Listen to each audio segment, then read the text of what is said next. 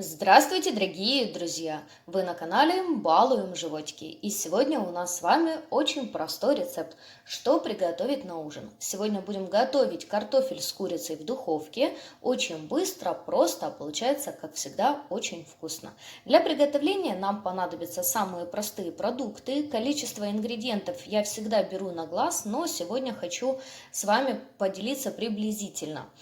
Нам понадобится курица, у меня где-то 1 килограмм сейчас. На такое количество я беру 1,5 килограмма картофеля, 2 моркови среднего размера или 1 крупную морковь, 1 луковицу, болгарский перец по желанию, конечно же, и чеснок. Чеснока я всегда беру 2-3 зубчика. Также возьму растительное масло, перец, соль по вкусу и горчицу. Горчица приблизительно 1,5 чайной ложки. Также возьму 1 столовую ложку меда и грамм 50 томатной пасты. Первым делом я замариную курицу, солим по вкусу, добавляем черный молотый перец и чуть-чуть перемешиваем все это дело руками. Теперь добавим мед, томатную пасту, горчицу, добавим растительного масла. Сейчас я добавляю приблизительно 1,5 столовые ложки, остальное масло я добавлю в картофель. И сюда же я тру чеснок на мелкой терке или можно выдавить на чеснокодавке. И теперь хорошенько все перемешиваем, распределяя маринад по курице. Курочку убираем в сторону, и, конечно же, будет очень хорошо, если вы дадите время промариноваться. Я буду готовить сегодня быстро, поэтому сразу нарезаю картофель и буду отправлять все в духовку. Пока буду нарезать картофель, моя курочка постоит, помаринуется. Картофель я нарезаю достаточно крупно, разрезала пополам и затем на 4 части, каждую половину.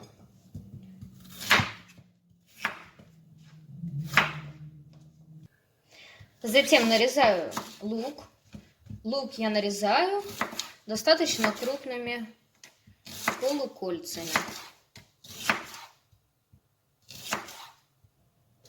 И нарезаю морковь. Морковь нарезаю четвертинками. И нарезаю болгарский перец. Можно нарезать болгарский перец крупными кубиками, но я нарезаю достаточно крупной соломкой. Овощи нарезали, и теперь немного необходимо все это подсолить. И чуть-чуть добавлю молотого перца. Затем добавляем оставшееся растительное масло, приблизительно 1,5-2 столовые ложки. И хорошенько все перемешиваем. Как только овощи хорошенько перемешали вместе с маслом, солью и перцем, отправляю их на противень. И теперь на овощи выкладываю курочку.